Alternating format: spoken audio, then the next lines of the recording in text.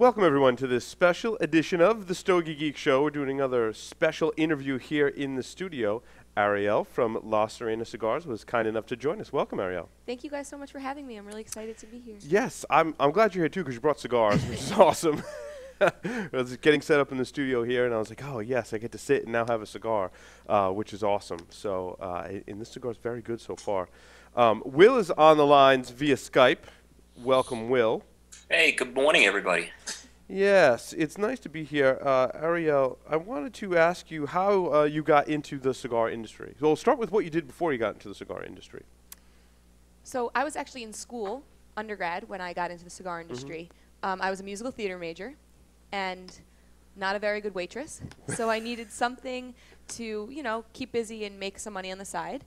And cigars happened to kind of just fit into that. I'd always really liked the aroma of premium cigars.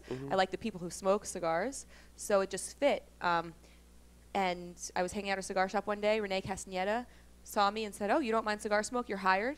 I was like, "Wow, easiest job interview ever." Nice, nice. And that's how I started. So I was originally a cigar girl. I'd cut and light the cigars. Hated that almost immediately. I was like, "This is the worst. I need to interact with people." Right. And they were really great in teaching me a little bit about the cigars, just to kind of get in the humidor and start talking to people.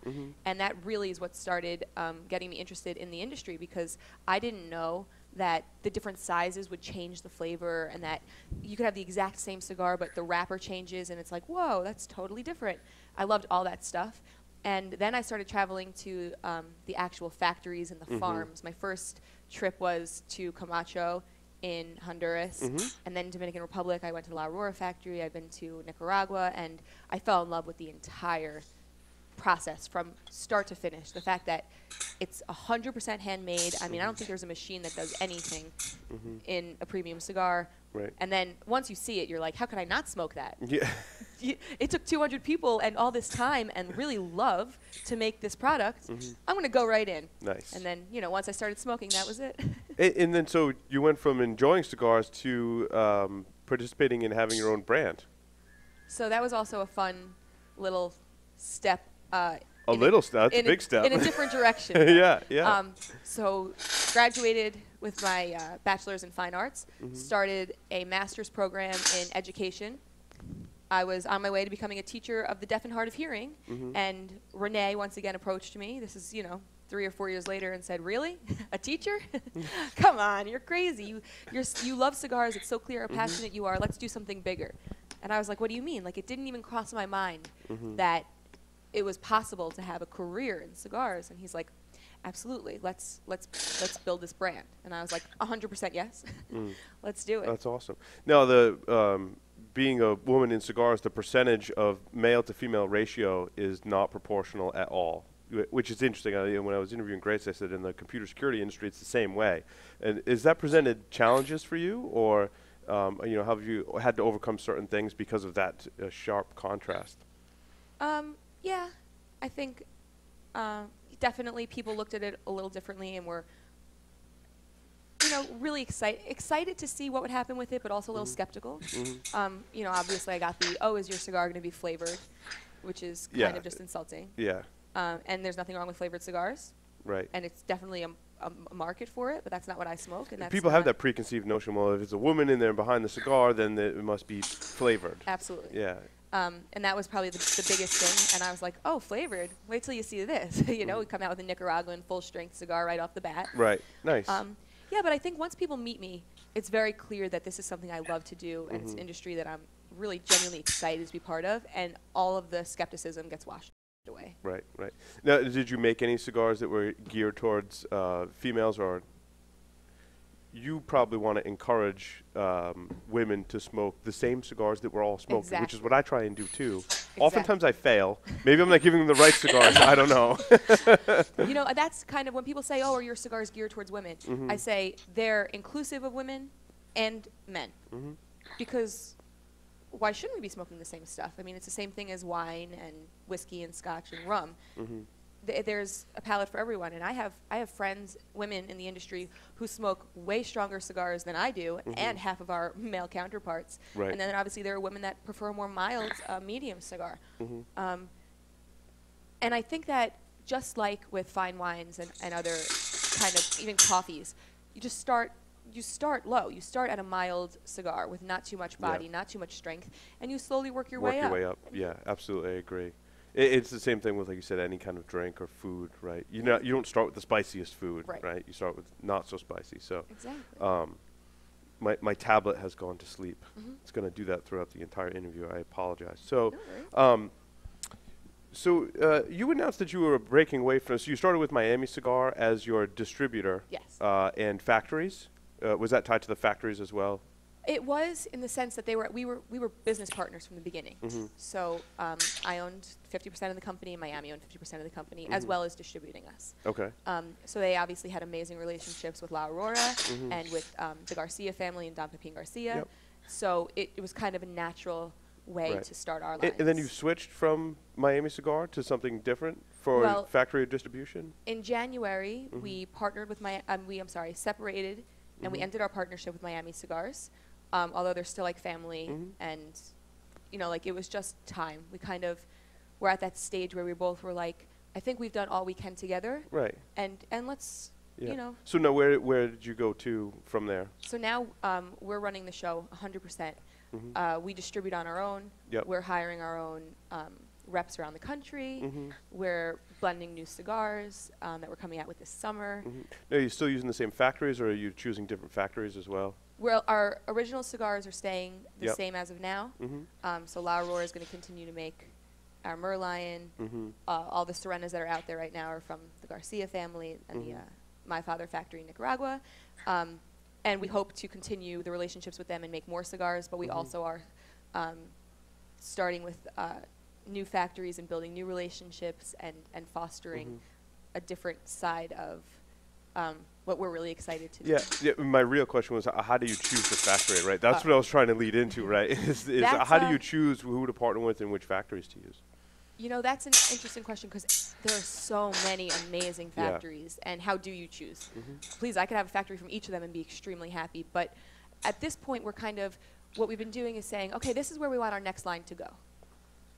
And I'll just speak candidly, our next line is going to be a more strength, more flavor, stronger than the Sirena original. So who would be a good partner to do this with? And I'm very close with the Casadas out of Dominican, and I love everyone in that family, but specifically that Manny's two daughters, Raquel and Patricia, have a real hand in blending the cigars, and over time have been blending more flavorful cigars, more strength in their cigars. I mean, their Oktoberfest is just an amazing cigar. I had one last night because we were drinking beer during one of our other shows, and it goes. It's one of the few that I think really can go with 100%. More beers than a lot of other cigars. And they knew what they were doing, and that was, to me, so cool. It's like they're going towards a different market, a younger crowd. Still, that older gentleman that had been smoking forever will enjoy their cigars, but it's hitting more people. Right. So that's how we chose to work with them. We knew what we wanted in our next cigar, and we knew they could help us accomplish that. So that's how we chose them, and it's So have you released any details about the new cigar? Just that they're making it, and flavor profile is going to be kick-ass. I mean, it's going to be full, it's going to be flavorful. We actually have been working on this with them for years, and we just finalized the blend 2 weeks ago. So the wrapper, binder, filler is? To be announced. That was good, though. You almost got me right in the moment. I'm trying. Any details on sizes of? Let's just say that there will be something for everyone. Okay. So like a Lancero for me, is that what you're saying? Except for Lancero, because I have to tell you, I am a Lancero smoker. That is one of my favorite sizes. But right now the trends are just not supporting that. Right. No, I agree. Trust me, I'm hoping that we can do it. A limited edition Stogie Geeks cigar that would be a Lancero, absolutely. Right? That's what you were going to say, wasn't it? That's exactly. It was going to be a surprise announcement later, but now that you've ruined it. Speaking of interesting sizes, I really like the size and flavor profile of this cigar that we're smoking now. So why don't you share with our viewers what we're smoking now? So the cigar that we're smoking is actually the Sea Lion. It was a limited production size from our Merlion line, which is made in La Aurora. Okay. what the cool story about this one is I was actually in the Dominican, walking through the factory, going over our next blend. We already had the blend, and I saw them rolling this size in the factory. And I immediately called Guillermo and Manuel over, and I said, I love that size. And they were like, well, that's a European size. That's never come out in the American market. It probably won't even sell based on what we know. See, those are the sizes I like. The Me ones too. that they say, oh, they're only in the European market. I'm like, no, Exactly. that's what I want to smoke. Me too. That's the trend that I like, the European size trend. But I said to them, okay, fine. If you don't think it'll sell, I trust your expertise, right? That's Right. why I work with people like that. But do me a favor. Make me some bundles, because this is what I want to smoke. And I've been smoking it for the past 2 years. And of course, everywhere I go, what is that size? I want that size. I need that size. So last summer we came out with 500 boxes of this size, just a 10-count box, kind of just see if people are excited about it. And we are. I mean, I think maybe we have 15 boxes left in the factory. They're pretty much gone. And what was really special, we tried to do something unique where 9 of the cigars are the original blend with the Ecuadorian Corojo wrapper. The 10th cigar has a Mexican San Andreas Maduro. Oh, nice. And we're getting, so there are only 500 of those cigars out there. And Wow. the lucky guys that have smoked that are kind of giving feedback, and we're playing around with ideas Yeah, for that yeah. one for the next. So where do I get a box of these? Well, maybe right next door. We'll have to talk to Todd and see what he thinks. Excellent. But yeah, we'll make sure we get you one of those Maduros. Well, hear so what you this is think about the C line from the Merlion line, Yes. correct? So tell us a little more about the Merlion line. So the Merlion line. Did I say that right? Merlion, Yeah, Merlion. potato. Yeah. Okay. Gotcha. That I'm glad line- you're relaxed about pronunciation because we suck at it. That's okay.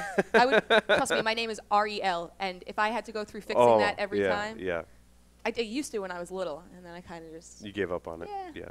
like it's fine. Just call me Mermaid. It's easy. Yeah. But yeah, the Merlion line we were really excited about. It was our second line, and our first line was so well supported, and people really enjoyed it. We needed something that had just as much excitement and hype, but on a totally different end of the scale. So we decided we wanted a medium strength Dominican, but really flavorful. I personally like a more full-bodied cigar because I feel like you get more flavors out of it. So how do you accomplish that with medium strength? We figured the best way to do that for us was to use tobacco from 5 different regions. So we went through a lot of blends during the process. And that's this one right here. Yep. That is And really you use the unique. gigantic band on this one too, which Yeah. is unique. And it's hard to, I mean, we review a lot of cigars here on the Stogie Geeks, and we see a lot of bands. And there are only a select few that really stick out, and this is definitely one of them. Thank you. And that one's really cool too, because when you go to take it off and you think you're going to take off the whole band, there's a big surprise. So maybe we'll open one later and let you see what's going on. Awesome. Yeah. Awesome. Okay, Sure. Yeah, so what we did to create the unique flavor in that one is we used tobacco from 5 different regions. So it has an Ecuadorian Corojo wrapper, a Brazilian Sumatra binder, Nicaraguan Brazilian Dominican filler. And that's the Merlion. Yep, that's the Merlion. And now the original Sirena, this one is the Connecticut Broadleaf. Yes. And you also have another wrapper, the Nicaraguan Habano. What was the reason behind the change? Were you trying to present some different flavor profiles for a different audience, or? Well, the truth is, we decided that we wanted to come out with an A size, limited production, about 3 years ago for my 25th birthday. We wanted a Cuban A, 9 1/4 by 48. And it just so happens That's that a gigantic cigar. it is gigantic and delicious, amazing. You wouldn't even expect me to smoke it, but the ring gauge is smaller, and I like that. Yep. So I yep. really enjoy that cigar. Problem is, Connecticut Broadleaf doesn't actually fit. Yeah. So well, that's a good reason. yeah, when it came time to rolling it, That's funny. they put a Nicaraguan Habano on it. Yep. It was actually like a secret. They didn't even tell us at first. They were like, they won't notice. Surprise. Yeah. And oh my God, we smoked it. We loved it. And we were like, that's perfect. So when it came time, when we sold out of that, which we did sell out of, so we're talking about, ideas of bringing something like Bring that it back. back. Yeah. We decided last summer to come out with a doubloon size. What's doubloon? Oh, sorry. That's my fancy name for it. The doubloon is like, I wish I had one to show you because it's really unique, and it's an 8-count box. So doubloon was the coins that they used to pay. That's what I was going to say. Yeah. Okay. Like my son watches Jake and the Neverland Pirates. Yes. That's what. Okay. So he would love the box of doubloons. So of course, they're called pieces of 8. So we needed an 8-count box. That's a really unique size also. But what we did was we used the Habano wrapper. I got it. And what's the size on the doubloon? Oh gosh, it's like double I really should know this better. It's like 7 by 52 because it's tapered at the top. Yep. I'm going to need to.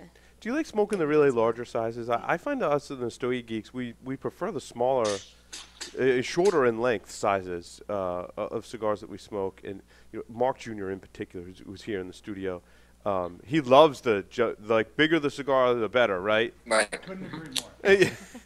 He hates a lot, and I have to be careful when we're gifting cigars to each other, letting people try something new. If I give them a larger size, like months will go by, I'm like, "Did you smoke that one?" I'm like, "No, I just I can't muster up the strength to smoke," kind of thing. But obviously, there's a market for it. There is a market for it, and that is the trend in the U.S. right now. Not one that I'm particularly on board with. For me, I like smaller ring gauge. I like not necessarily shorter because I would, I like a Lancero. I like even like a Churchill, 7 by 50, but definitely smaller ring gauge. I always joke that the only time I smoke a 660 is when I'm blending a new cigar, just to make sure that it stays with flavor and is up to my standards, and then I kind of leave it there for the next one. Yeah, and you have to do that for the market because, like you said, that's the trend. Yeah, please, there are 8 by 80s that you can't keep on the shelf nowadays. It's incredible. Absolutely. Will, you had some other questions that I want to give you a chance to ask Arielle some questions. Yeah, so as far as first, I want to just touch one more point on the large bands. Do you feel like you were really? I would. This is my opinion. I think La Sirena was one of the first to start the trends on large bands on cigars. What's your thoughts on that? Because it seemed like after La Sirena came out, we started seeing a lot more of these. Do you feel like you maybe made an impact on the market in that direction? I hope so in a way. It kind of makes me feel a little bit good and exciting that I might have been able to have an impact in a market where people might not have otherwise even thought that I could be a part of it.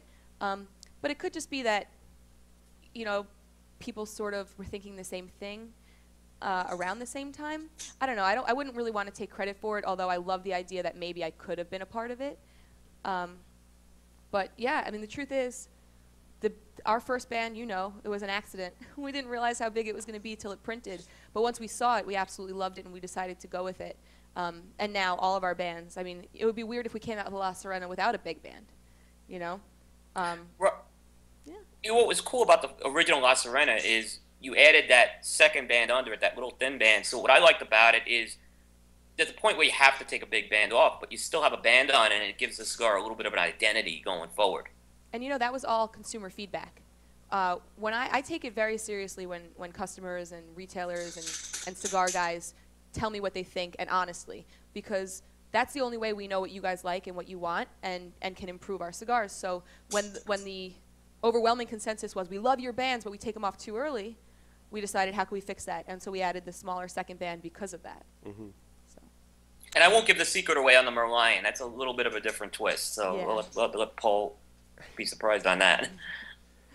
So did you want to tell us about any new cigars that you have coming out, or do we exhaust that line of questioning already? I just don't know if there's anything else I'm allowed to say yet. Okay. But you guys will be the first to know when I can. Excellent, excellent. And now the C line, is that what the C line is? So what's the availability on those right now? Check with your local brick and mortar shops, see what they have available. If not, request them. We do have, like I said, limited amount left in the warehouse, but we would be happy to get them out to you guys. Try and. I really like. I'm getting some as it gets to the thicker part of the ring gauge. I get a little bit of spice that came out of nowhere, which normally doesn't happen in the middle of the cigar, but it caught me off guard. It's a very pleasant surprise. Yeah, they, the guys at La Aurora have been blending for years, and they know exactly what they're doing. So when we were able to say, we love this, but let's add this, and how can we get this to come out, they know exactly how to do it and make it unique in a way that, same thing, you're like, I'm not used to it coming out at this point in the cigar. Right, right. So. Well, what other cigars do you like to smoke that aren't your own? Everything. When I'm not working, if I'm just sitting, hanging out in my backyard, I want to try everything that's out there. Good, bad, and in between. Because that's the only way I can know what I like and what I want to work on and what to come out with the next time. Right. Of course, I have go-to cigars that are in my... What's one of your go-to cigars? the Cien Años Lancero. Yeah, yes. And when I'm traveling the country, yes, that's one of Mark Jr.'s favorite cigars. We got a fist pump in that one. But yeah, you know, I buy out boxes. I'm telling you, I'll travel and I'll say, "Oh, you have a few left. Are you okay with me just do you need scooping all these those? up?" Because I do. Yeah, I'm like, I'll take these home with me. Actually, I was traveling with my rep in like Michigan 2 years ago, and we found a box. There were 7 left. We ended up splitting them between the 2 of us. They were from the original production. Oh. They were numbered. That was my New Year's cigar 2 years ago. You're like a Stogie geek. Like I that's like am. one of that. Well, that's what Right. we do. We go in the shops and we're like, so what do you have that's like really old that you're like maybe looking to get rid of, kind of thing. That's awesome. There's a really cool shop kind of around here. I mean, Delaware. I'm not really great with geography, but close enough where From in Rhode Island. It's only perspective, 5 hours away. Yeah. yeah, so that's close. But in like Rhode Island, that's a 3-day trip. We don't like to go outside of our own state. So. Yeah, but I'm telling you, you guys would love it because Gary, who runs the shop, he buys a lot and lets it sit there. So when you want something that you can't really get anymore, he is the guy to go to. It's pretty incredible. That Same Gary who was on our show last night, by the way. Oh, Gary Griffith. yes. There you go. And We got an in. Arielle, We got an in. yes, that is absolutely the case. He's got stuff in that shop Right. that's you'd be amazed at. Talk about geeking out. You Gary's guys gonna would be love getting a it call. there. From me. Tell him I recommended you. I will. And then give him I'm a gonna, big kiss. I'm gonna drop your name. Absolutely. So, are there any other cigars that you like to smoke? Like, what have you smoked lately that you really, really like that's not normally in your wheelhouse? I don't know. I really like every cigar I smoke. I know it sounds so cheesy, but really because it's kind of like a bad boyfriend. Even if they weren't the one for you, you learn something from it. I know. right? I've had a lot of bad boyfriends. So You know exactly what I'm talking about. I don't know, gosh, I've been on the road a lot lately, so the more I'm on the road for cigars, the more of mine I smoke. It's when I'm home and I'm getting to relax and enjoy other cigars. Do you smoke in the car while you're on the road? You know, sometimes I do. Most of the times I nap. Yeah. It is exhausting to be in front of people like that all the time.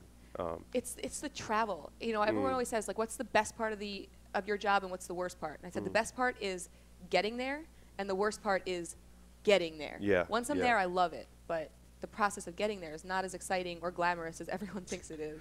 Now, you're going to be in an event with Grace Sotolongo, who was our last interview in these little special interviews that we do.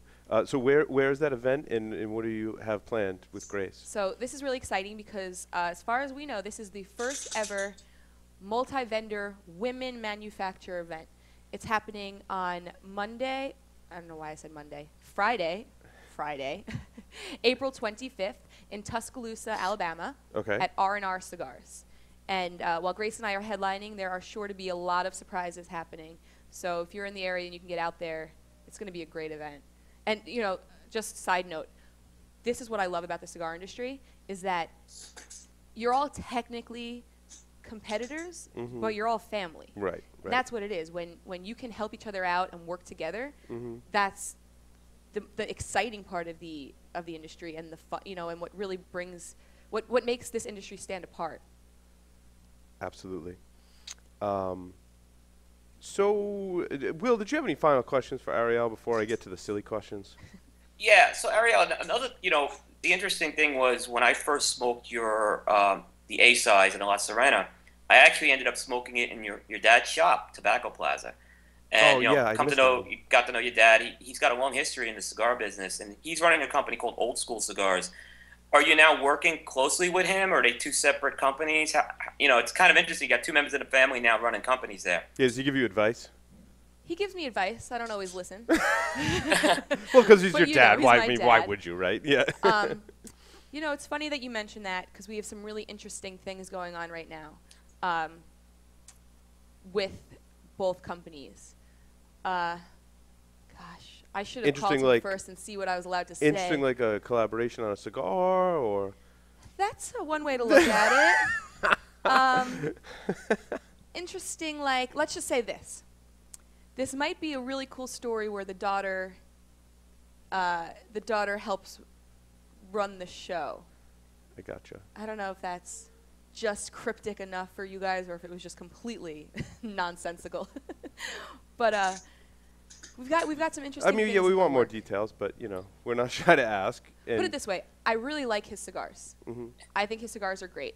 My dad has a great palate, and the cigars he blends with his partners are incredible. And we're looking for a way to work together for both of our interests. Mm-hmm. So that's where we're at right now. Right, and Gosh, I wish it's this old interview school was a week cigars, later. and that Jacks and that Sticks down in Charlotte are becoming popular. I mean, people are enjoying them a lot. You know, the Jack's Light is really what's been surprising me and drew me in the most because, like I said, I'm a medium plus, I'm a full-bodied cigar smoker, but it's a great flavored, mild cigar with a Connecticut wrapper, and when I am in the mood for something light, you know, maybe first thing in the morning kind of thing, I'm really drawn to that cigar, and that's something that I haven't really experienced. So. Well, you know, it's interesting. So the C line is picking up in intensity in both strength and flavor. And that happens as in the used size. in the taper, I'm getting on the other side of the taper now, so yeah, it's awesome. So you ready for the 5 questions? Okay, I'm nervous. Let's do it. You get to see them beforehand. Normally, I didn't see them. Oh, you didn't see them? No, Oh he no, just he wrote clipped Paul's them out. questions, Oh, yeah. so this is a Well, surprise. Yeah. Yeah. Okay. Well, that put the element of surprise, right? Right. Yes. Otherwise, it wouldn't be surprising. One of them's semi-inappropriate, and I apologize in advance. But That's okay. 3 words to describe yourself. Crazy. You gave me the crazy eyes when I asked that question too. I feel like everyone should just know that I have a good streak of crazy in me. This is really hard. No, it's just whatever comes Okay, into mind. so crazy is Yeah. number 1 for Yeah. sure. Don't overthink it. Okay. I think loving. Like, I'm a loving person, and I'm a hugger. So if I meet you, open up those arms. And really, like, interested, is that a good word? Like, Sure. I always want to know more, and I always want to keep learning, like a Excellent. lifetime student. If you were a serial killer, what would be your weapon of choice? Ooh. Serial killer. I wonder if, can I, like, mix, can I do this? Okay, I would want to be a vampire. Nice. Does that make sense? Like, I could, No one's ever said that before, so that's good. because, like, why not? Right. I mean, it's an open-ended question. You can ask whatever you like, right? If you wrote a book about yourself, what would the title be? A mermaid with legs. In the popular game of Ask Grabby Grabby, do you prefer to go first or second? An ass grabby grabby? Yes. First. If you could have dinner with just one celebrity, who would it be? Right now, James Franco. I have a lot of questions about this latest scandal. And why would you text a 17-year-old and think she wasn't going to tell everyone? Come on, let's talk about this. Plus, I think he would probably be interesting. And I bet you we can even get him to smoke a cigar with us. There you go. Yeah. He'd smoke something with you.